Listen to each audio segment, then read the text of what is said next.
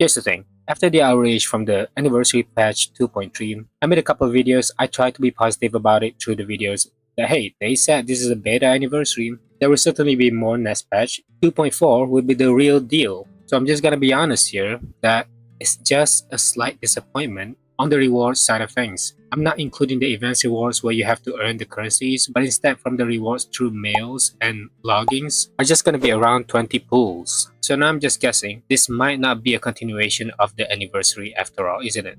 Hey, I know I'm late in covering the topic from the livestream again. I didn't watch the livestream on the day of its release, but I do have a few saying this and a couple of complaints here and there. Now, let's get right into it and get this out of the way. Now, I know a lot of people like what Kuro Games are doing here. There's like Chang-Li's cool design Lara Nymph here. It's actually very good. But Carlotta on the other hand, I find Carlotta's design, it's very simple. Carlotta's skin is just a plain old swimsuit. And the only reason why people will want this skin is because it's showing a lot of Carlotta's ass. Now Chang-Li's on the other hand looks pretty good. They actually put some effort modifying every single piece of her clothing through using her skills. Chang-Li, I get why it's so expensive, why people still have to pay for it, but Carlotta on the other hand, it should have been free. And look, I'm okay with cosmetics being a way for Kuro to make some extra profits, but Glider? Really? When I heard that there will only be one we'll be getting for free, I was mildly disappointed. And again, a lot of people thought that this was gonna be a continuation for the anniversary, but I guess anniversary for Kuro might just be a celebration for their own team and not the player base. Yeah, and that just pisses me off just a little bit. Good news about this glider, I mean, I like the color red and orange glider more than the light blue ones, which is also for Cartethyia, and we all will be pulling for. Yeah, they know what they're doing. That's the tough part to admit here. Those are the few things that I just felt the need to complain about. Now let's start glazing the game, yeah? Now look, I'm very much glad that we finally have the story quest back because the anniversary was so damn boring. I feel like we had a whole patch of a filler and it feels longer than usual. 2.3, it wasn't good. And now we're finally getting Cartethyia and Lupa. Cartethyia will be released within a week as of recording this video. I'll be real. Cartethyia looks amazing, and there's no way anybody won't be pulling for her, and will obviously be skipping for Lupa just to get Cartethyia and her weapon signatures. Cartethyia seems like it's gonna be a broken unit and will also power creep Jian. I'm just gonna lay it on you. Jian will be power creep 100%. The way they tease Cartethia's gameplay right off the bat, they have no shame in putting it out there. Even when Cartethyia is just only in beta, they just immediately show you the gameplay. They know what they're doing. They know this character will be breaking records, alright? But with that being said, I don't think Lupa looks bad at all. I think I really genuinely want to get both of them. But I know I can't. I don't have the extra pulls. Unless I swipe. I'm not willing to swipe on one of these characters yet. Especially when they decide to just go and tease 5 more characters that are just when it comes to character designs. Alright, let's get through the kits real quick. I don't know much about Cartethia's kits. I don't look into leaks when it comes to kits and everything like that. This is a pain in the ass.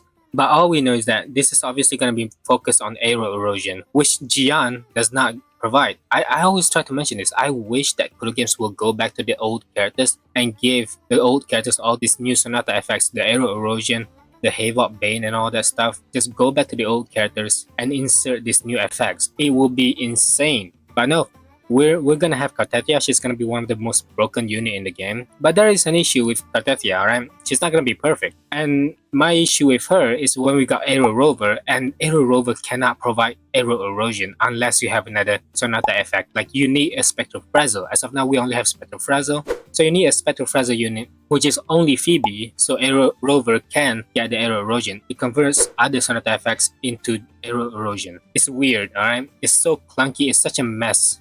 It's such a mess of a kit. And this is where Chakona comes in. We don't know if Cartethyia can provide aero erosion on her own. Unless you look at leaks, maybe you do know, maybe she does do that. But for the current time being, I can only assume that, yeah, maybe she does provide aero erosion, but it's probably gonna be the same as Zani, where she only provides just a bit of the Spectral Frazzle, and you probably need another aero erosion unit, so your damage and multiplier will be consistent, right? That is my issue. I have that same issue with Zani. Now let's go through Lupa real quick. Lupa seems like it's gonna be a stable unit, and this is gonna be her echo set. Fusion damage bonus 10%. Casting Resonance Liberation increased fusion damage of Resonators in the team by 15%. So, and this is my assumption, it's gonna be Chang-Li, Brant, and Lupa. That is gonna be her best team. Mono Fusion. You start with Lupa, and then you go to Brant, and then Brant give the resonance skill damage bonus to Changli, and then Changli will give like the extra resonance liberation damage bonus to Lupa. That makes sense, and I feel like that's just gonna be a very broken team overall. And from the looks of it, Lupa's playstyle, it seems like it's gonna be a lot of quick swap here and there. It's gonna be one of the most restless team you'll ever see. Now let's check the character's weapons real quick.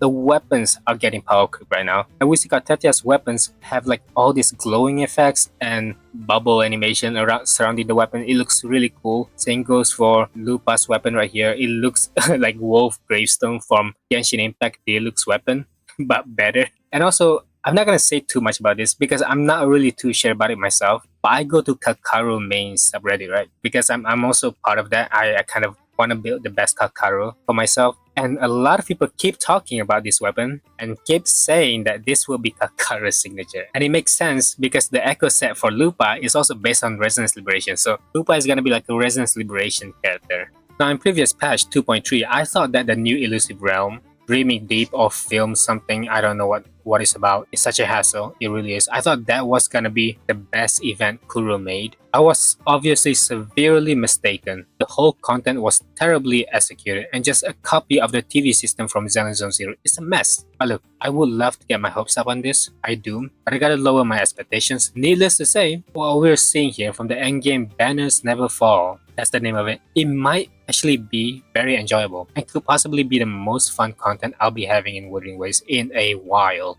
Now there's more content I didn't expect to see, and that is the card game. I didn't know what to feel about this at the start. I thought it was going to be the same as Genshin Impact, but then they decided to show that there's going to be visual animation of the echoes from the cards fighting each other. That legit got me very much excited, just a little bit, and hopefully it stays that way. It looks really good. And look, I always try to mention this whenever I cover these echo topics, but god, I wish we could have ways to utilize the cost 1 and 3 echoes. They actually able to make Zani to use cost 3 echoes, which is good. I think that's such a great idea because at the end of the day, you're still gonna roam around and farming god tier echo sets for your units, right? You might as well let us see their animations now and then. They did put a lot of work into it, and I just want ways to appreciate it. Hell, just let 4-star characters get these damage increase through using 1 cost echo, or maybe something like 1 cost echo being good for support units if you use it as their main echo. I can't think Kuro games, but I just don't like seeing those work goes to waste and just sat there collecting dust for the entirety of the game. I mean, they look so cool. The animation they put for the cost 3 echoes is just as much for the cost 4 echoes. I don't get it, man. I don't know. Find a way to make this viable, please. I don't want to see the cost 1 echo with top tier animation just go to waste, alright? Always love to test myself with the holograms. Just some good challenges from time to time. And this thing is called Kelpie. And what's funny is that I just started watching Dungeon Meshi anime and saw this one scene where our main character are eating this Kelpie. I know this is kind of out of nowhere, but Kelpie is basically a mythical creature that is a shape-shifting spirit. And I just think that it's cool that Kuro does know a little bit of this stuff like this, hence why the boss here is coated with water. It's cool. Let's talk a little bit about the optimization here. I already like what we have currently. It's very simple and easy to understand how to get your personal favorite color grading right. Well, now, they improve even further on this part, but only for PC, PS5, and Mac players. Unfortunately, it's not gonna be for mobiles as of now. And I think they did this pretty well, actually. And they also have added these environments, interaction animations. It is genuinely really cool how far we have come with these gacha games.